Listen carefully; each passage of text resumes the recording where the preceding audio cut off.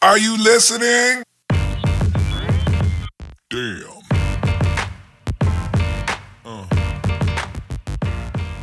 Welcome to A Fan's View Sports Talk. I'm your host, Jay Ivy, and I got my boy, the illustrious Kai Harris, joining me once again by way of Syracuse, New York, by way of Charlotte, North Carolina. What's up, Kai? How you doing? Good, man. How you doing tonight? Doing great, man. This Doing great, evening. man. I know it's been a minute. Glad to be back on, have you back on. Yeah, There's word. been a lot going on in the last month and a half, 2 months, whatever. I think last time we talked was around the Super Bowl. Yes. Yeah. So, Yes. a lot going on. And, of course, you see me rocking the Michigan hat. Congratulations to my Michigan Wolverines. Yeah, congrats. 2026 national champions. Second time in team history. And I got to give a shout out to our group, the called LTAS. Let's talk about sports. You know, I won the bracket, first place. Yeah, I saw that. So, shout out to me. Yeah. It wasn't easy. I was sweating for a minute. I didn't know, I got off to a rough start. That first weekend was rough, but Yeah, how you start is how you finish. Yeah, man. Congrats on that. Congrats on winning the bracket. Congrats on your Michigan Wolverines. It's just been a good month for you. Yeah. So far, so good. Hopefully, it continues. And again, you're watching A Fan's View Sports Talk. You can click the link below if you want to check out this episode and future episodes with me and myself and my boy Kai Harris. Yeah. So we're going to get right into it, man. That's, the national championship game. Of course, Michigan over UConn 69-63. Be honest, I'm not happy about the outcome, but one of the most exciting game. It's a defensive battle. I mean, two really good defenses, hard fought. But man, you got to give your hat off to both teams, man. They both deserve to be there. They both fought hard. It wasn't. Some say Michigan got a easier path, but man, Arizona, that was a team a lot of people picked and they stomped them. Me too. So I didn't see that coming. I picked them to win, but not the way they handled Arizona. UConn, had some nail biters. They deserve to be there. They've won some national championships in recent years, and it was hard fought. It wasn't, it could have went either way, but I just think Michigan, because of their size and their length, and the way how they play defense, was the deciding factor. Yeah, the first probably 7 to 10 minutes of that game, that ball was on that rim had a lid on it, seemed like. And like you said, it was, and I kind of like games like that at times. Defensive struggles. See, I'm a Pistons fan, so I'm used to seeing bad, ugly basketball sometimes where the ball's not going through the hoop. But no, that was gutsy win for Michigan. Hats off to UConn, man. It seems like probably 4 out of these last 5 years, UConn's just always around, always in the hunt, always winning it. So I mean, shouts to them and shout out to Danny Hurley. I mean, now these days he's the more popular Hurley. Yeah, absolutely. And despite the loss UConn had on Monday night, they're going to be remembered for that iconic last second shot against Duke. Yeah. I mean that's going to live on in NCAA March Madness history. I mean, what a play for them to get the ball back. Less than it was like 3 seconds left. He hit it from the logo, and went in, and then of course they had to beat Illinois to get to the Final Four. But man, that everybody's going to remember that. Yes, it's a shot, the play. You never forget. Yeah, that's going to be. I think it was already the other night. Already made the one shining moment a video. Yeah. So yeah, like I said, that shot's going to join the pantheon of great shots that have been made through the tournament throughout the years. I mean, and that kid's only a freshman. Yeah. So he'll definitely be back. I'm not sure who else they're bringing back because I know the big guy, Reed. Reed was a senior, I believe. Yes. So I don't know who all they're bringing back, but Mullins is going to be probably the guy next year. Right. And get more of a consistent jump shot, though. I mean, he can shoot it, but man, he is streaky as all hell. Yes, yes. And Michigan, they got some guys coming back. I know the Yeah. loose or center probably go first round. Big guy. But we got some guys coming back too. So both of these teams, could be right back in it next year. I know it's going to be hard to repeat and hard to get back to the Final Four. But I see both of these teams having a very good chance of getting back next year no question. into the Final Four. I wish Juwan could have won with these guys. Yes. I'd have loved. I would have. Glad to see him there in attendance with the Fab Five. That was yeah. And that's long overdue. The whole Fab Five. That's long overdue. But that's a different story for another day, man. Yep. But great win, Michigan Wolverines. Going into off season next year, see what they do. NIL transfer portal. Guys going to be moving around. Mm-hmm. So we'll see how that shakes up going into next season.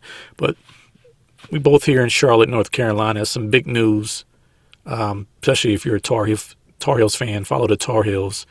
New head coach, Mike Malone, new Tar Heels head coach. A lot of people have mixed feelings about it. Former the Denver Nuggets head coach. Me personally, I think it's a good hire, at least on the surface. I think it's going to come down between, can he recruit? Because you're going up against Duke. And Duke's getting all-star players, 5-star players every year. So you got to be able to get 5-star players into that program. But we know he can coach. Different coaching on the collegiate level, obviously coming from the NBA. But the collegiate level is kind of more like a kind of NBA style business anyway. So I think he'll bring some coaches that can adapt, help him adapt. So I think it's a good hire on surface. So we'll see how it pans out. But what are your thoughts on Mike Malone being the new Tar Heels head coach? That caught me off guard. I never expected that at all. And I was surprised. And maybe North Carolina is doing what other schools should do. You would figure they would keep it North Carolina. Mm-hmm. You know what I mean? But the Mike Malone hire, like I said, it caught me off guard kind of. But he's a good coach. Mm-hmm. He won the championship in Denver. Mm-hmm. Kind of got a raw deal. I don't want to say a raw deal because we don't know the specifics of what happened and got him fired. But they were winning. They were a winning team when he got fired. But yeah, an NBA coach coming from the NBA to coach in college. Recruiting is going to be the biggest thing because, like you just mentioned, Duke is getting like all the 5-star recruits, things like that. And Jon Scheyer, man, he's getting busy. Yeah, he's doing everything in Duke but winning championships. Yeah, I mean, he was probably one shot away from play away from getting to the Final Four. Yeah. I thought they would get to the championship game. So they probably, you can make an argument they should have been in the Final Four or in the championship game easily. Yeah. And he'll be recruiting against him, so that'll be interesting to see who's getting the top players at high school. But yeah, he's pretty much coaching against Jon Scheyer. It's him versus Scheyer, pretty much. That's who he's going to be measured against. Yeah, just like Hubert Davis was measured against him. Yeah, I mean, you can't get knocked out, in the first round to a number 11 seed. You just and blow a 19-point lead. That's just unacceptable. Yeah. I think Hubert Davis, good coach, but it's a results business, and last few years just wasn't getting the results, unfortunately. I know they wanted to stay with a Carolina guy, but I'm looking at the candidates out there. I don't know if there's any viable candidates that have that Carolina bloodline. And they went after some other big names, and they turned the job. They said, Arizona coach Dusty Mays, our coach, Michigan coach. Guys, other coaches were turning down the job. So I think to get Mike Malone, I think they fared well. Get somebody with that experience, that pedigree. Yeah. Again, it's going to be interesting to see him coaching college basketball, going from coaching millionaires to coaching millionaires. Yeah, I mean, now with the NIL, college players are getting paid. So yeah, I know that was one of the issues that a lot of college coaches had with the NIL. It's good and bad, even with the transfer portal. And you see how quickly Michigan was able to turn around. They're mostly all transfers this year. So they turned it around quickly. And that's the name of the game. You got to be able to, turn things around quickly. And when you're blue blood program and with the transfer portal, NIL, it gives you the opportunity to do that. Yeah.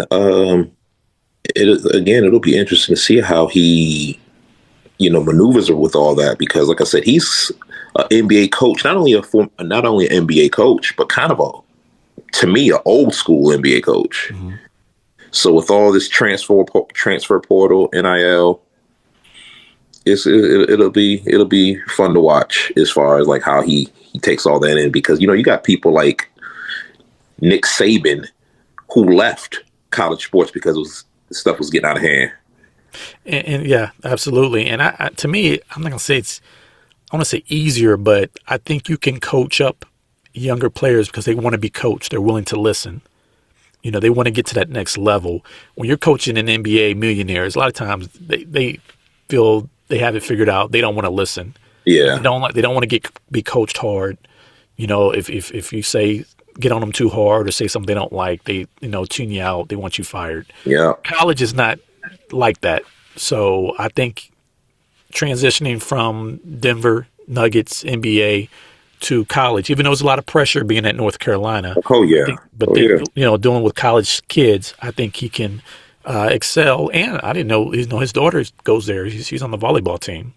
Oh, okay. That was interesting. Because I was going to say the pressure he'll be facing in North Carolina, not having any ties to North Carolina, mm-hmm. would be interesting to see too. But no, I didn't. Yeah, I didn't know that part though. Okay. Yeah, absolutely.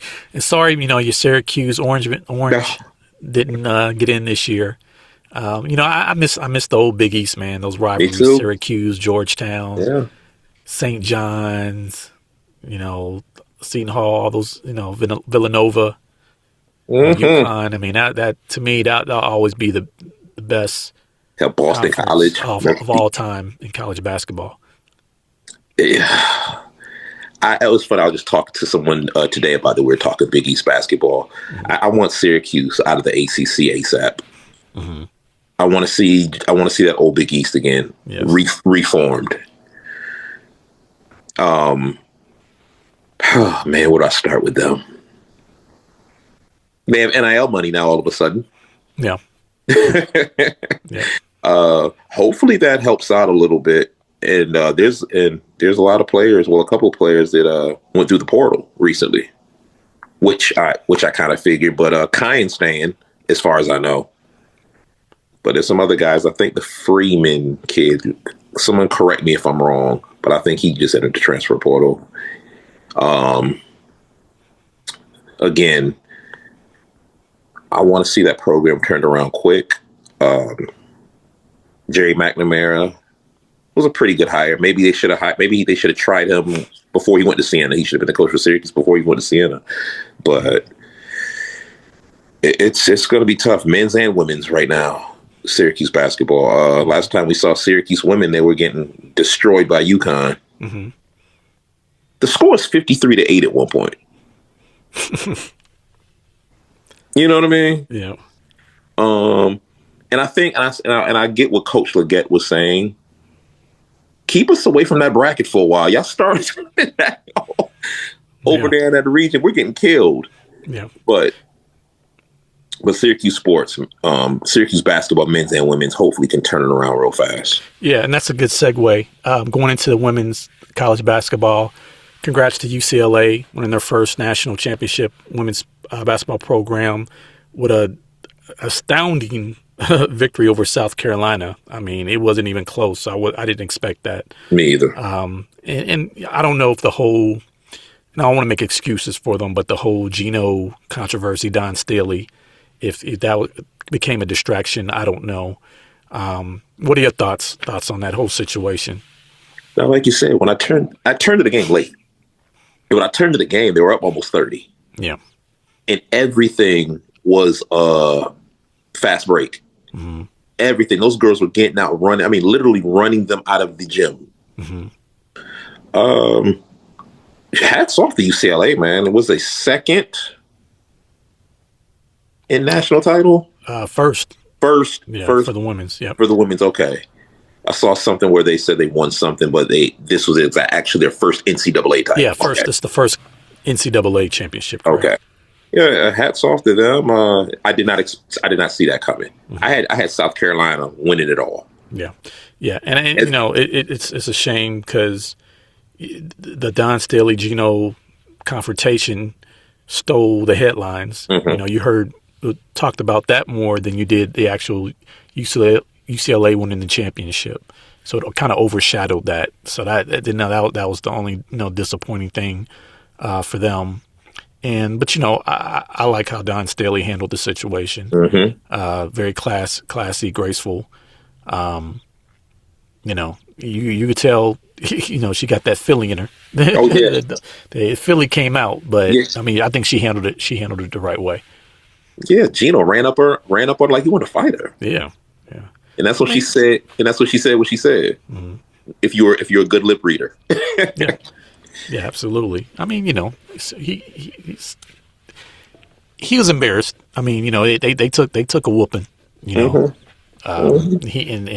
UConn whooped up on them last year, and they were the favorites. UConn was the favorites this year.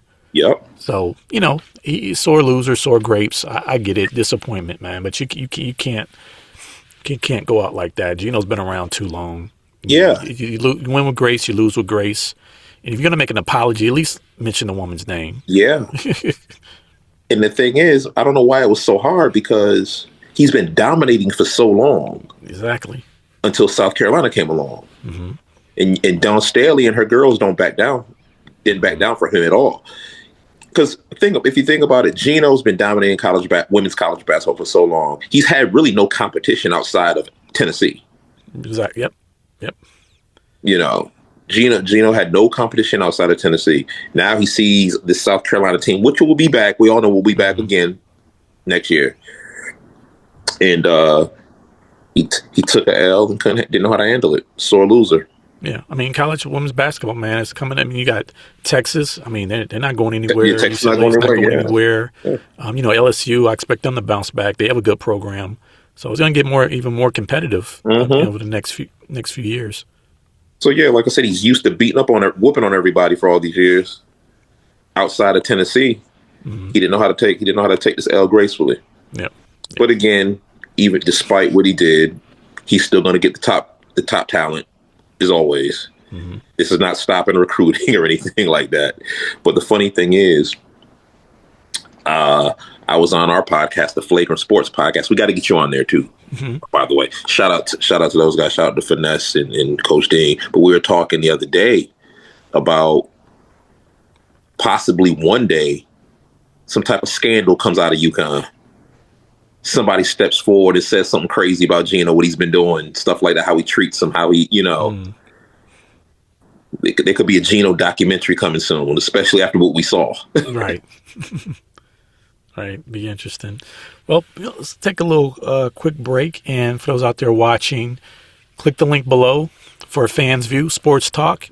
Watch future this podcast and future upcoming podcasts as well. We take a break and get into some NBA. Finally invited to game day at your parents' house? Look at you, all set to impress. Homemade nachos and queso, overnight chili dip, all the ingredients for your table-side guacamole spectacular. Hold up, and store-bought sour cream? Well, there'll be other game days. A dollop of Daisy might have been what got you invited back. Imagine your quietest moments, found immersed in sound. Bose, let the peace surround you. All right. Back watching a Fans View Sports Talk. My boy Kai Harris. Let's get into some NBA. It's getting interesting, heating up. Playoffs start next week. I believe sir. Playoffs kick off. Yep. The last games are this weekend. I think Sunday is the last games for the regular season. Some big games tonight. I know the Celtics and Knicks. Second, I think Celtics probably already locked up that second seed, but the Knicks trying to stay in that third seed. Then Charlotte Hornets, your hometown Hornets, man. They got a big game against your Detroit Pistons tomorrow night. I might be in the building. Yeah, I might go. Actually, might go to myself. Actually. Yeah. So what do you think about the upcoming playoffs? Let's start with the Eastern Conference. My Celtics. I'm pulling for them to get back to the championship and want to bring on another one, number 19. I think they have a good chance. Jason Tatum starting to get back into the flow. The way they're just playing right now, man, they're hitting on all cylinders. So you got it. I think they're the favorites in the East right now, but you can't sleep on the Pistons. Number 1 seed, can't sleep on the Knicks either. Cavs, there's some good teams, man. So those first 2 rounds are going to get very interesting. Oh, the 4 teams you named, man. Ooh, this Eastern Conference playoffs is going to be fire to me.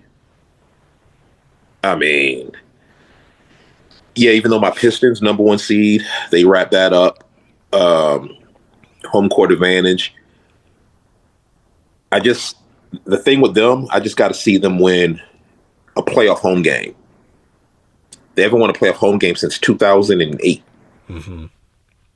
So it's kind of step by step with them. I mean, I'm not going to jump out the window like, oh yeah, they're going to want to run away with the East. Mm-hmm. But man, them Celtics, man.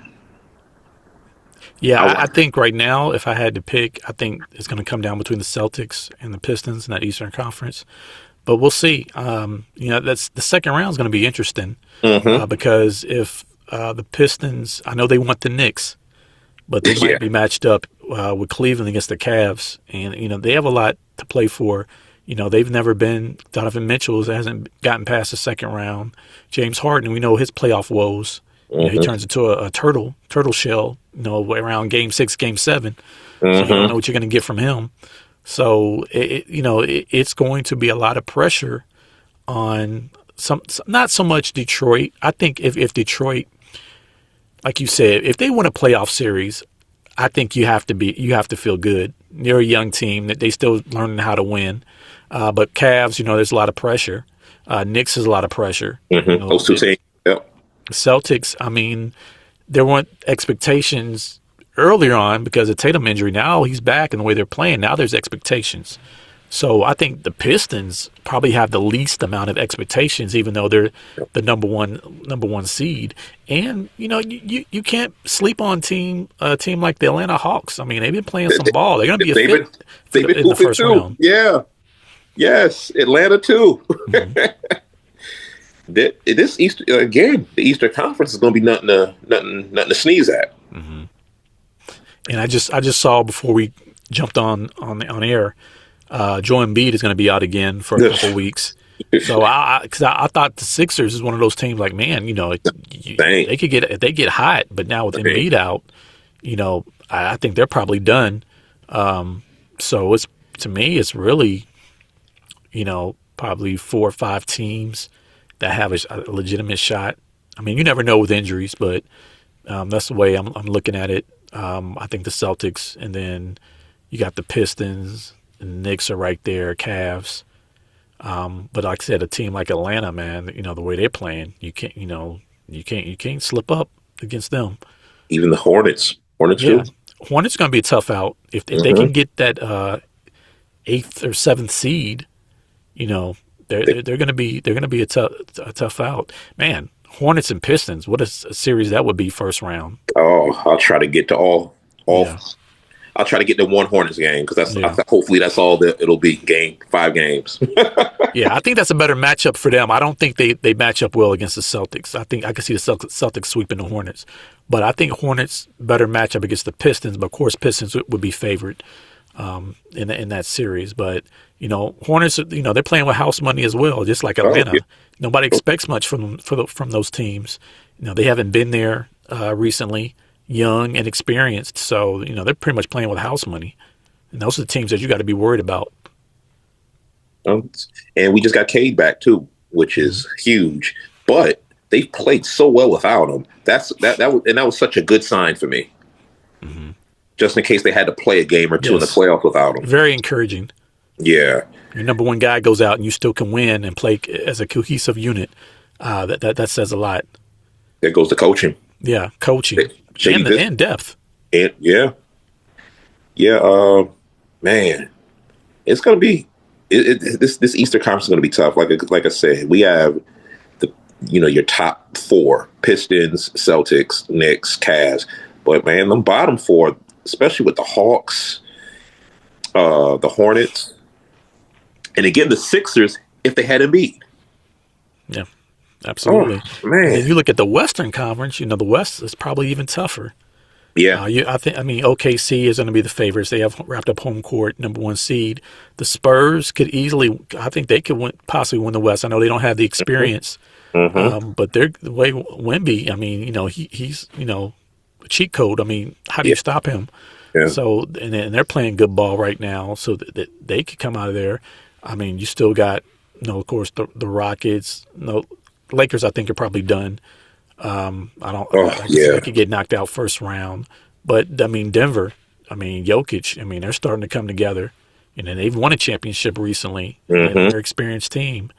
And Timberwolves are still, a viable team. So that West, is going to be tough as well. I got my eye on the Spurs in the West.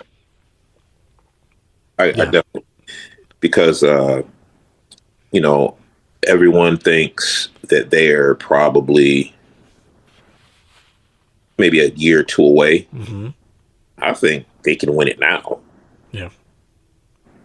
I think they skip the 2 or 3 years and go for it now. They very well. The way Wemby is playing now. The question is, Wemby's going to be playing a lot of games back to back. Yeah, and he hasn't used to doing that. First time in the playoffs. Playoffs is a different level. Yeah, things kind of slow down. So that's why I'm be interested in seeing how he handles the pressure and the level of play in the playoffs. The physicality. That's why I kind of lean towards OKC, because they have the experience. They've been there. But Spurs are good enough to where they've given OKC fits this year. Yeah. They could pull it out. It wouldn't shock me at all if they were to win the West.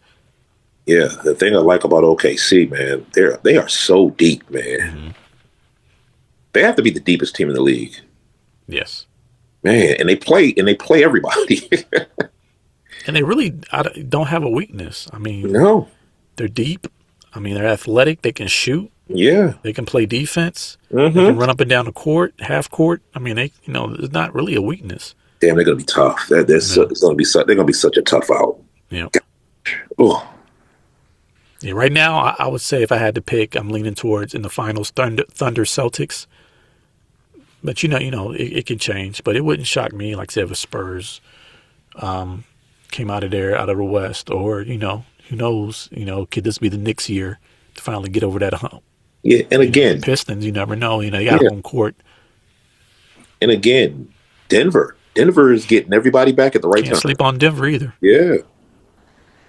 Minnesota, Houston, but like you said, Lakers, Lakers are pretty much, it's a wrap for them pretty much. Though they got 2 crucial injuries at the wrong damn time. Yes. Whew. And JJ Redick needs to be ashamed of himself for that. I blame him for that. Yeah, I saw him, he lit into the team, called the team out the other night, but I'm like, you're the coach. You're running these guys to the ground. Yeah. They're down 30. Why is Luka and all those guys still in the game? Down 30. So yeah, I blame JJ Redick on that one. Yeah. Lakers fans should too. Yeah. Speaking of, Lakers, LeBron's going to be a free agent. Wonder if he's going to, try to give it another go in L.A. I think he'll play next year. Or does he go back to Cleveland, finish out his career there?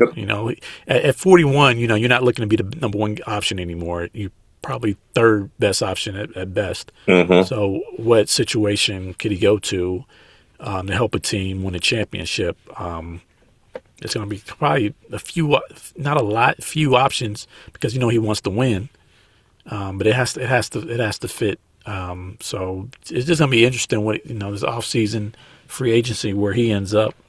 Yeah, with the way folks are talking, he's definitely out of LA. LA is not even an option anymore. I guess Cleveland, right? That would make the most sense. Yeah. Him going back home, try to bring home another championship. If he what a storybook ending. If he could go back home for a 3rd time and bring another championship to the city of Cleveland, you couldn't write a better script than that. And I'm telling you, and that that MJ LeBron GOAT debate goes to another level. It does. It goes I mean, to I'm another still level. riding with MJ, man, but that makes it a lot closer. Oh boy, can you? The arguments we're going to see everywhere, online and beyond. Oh my goodness. Yep, absolutely. So before we head out of here, quick prediction. I know Knicks Celtics coming up tonight. What are you looking for in that game? How you think it plays out? You know, they announced Jaylen Brown won't be playing, so that obviously could be a factor. Oh, I just out of from a desperation standpoint, probably the Knicks, just so they can get at home good, too. Yeah, so they can get some good playoff positioning. But and Jason, is Tatum playing? I think Tatum is playing. Oh, Tatum, man, first game back in New York since the injury. Oh, yeah, just from a desperation standpoint and playoff jockeying position, the Knicks are going to come out with a little bit more fire because the Celtics have the number 2 seed wrapped up already. Yeah, absolutely. I agree. Well, look forward to the playoffs this week, next week, and finishing out the regular season. Thanks for joining me, Kai. Thanks for anytime people out there watching Fans View Sports Talk podcast, and we'll be doing it again soon. No doubt. Getting some more playoff talk in the next upcoming weeks. So thanks again, Kai. Thanks for everybody out there watching, supporting the show. We'll talk to you and see you soon.